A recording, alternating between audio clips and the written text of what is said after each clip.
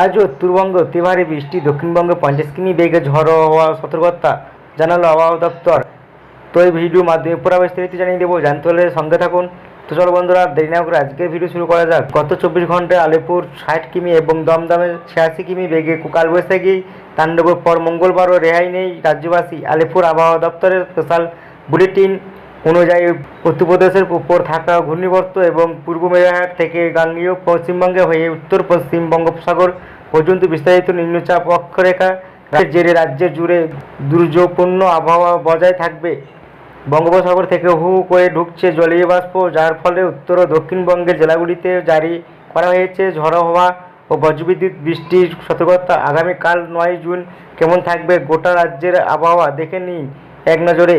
কলকাতা ও তার পার্শ্ববর্তী জেলাগুলিতে আগামীকাল আকাশ মূলত মেঘলা থাকবে, মাঝে মধ্যে ভ্যাপসা গরম লাগলেও দুপুরের পর ও বিকেলের দিকে বজ্রবিদ্যুৎ সহ হালকা থেকে মাঝারি বৃষ্টির প্রবল সম্ভাবনা রয়েছে। গত সন্ধ্যার মতো আগামীকাল ও বৃষ্টির সাথে হালকা জোরো হাওয়া বইতে পারে।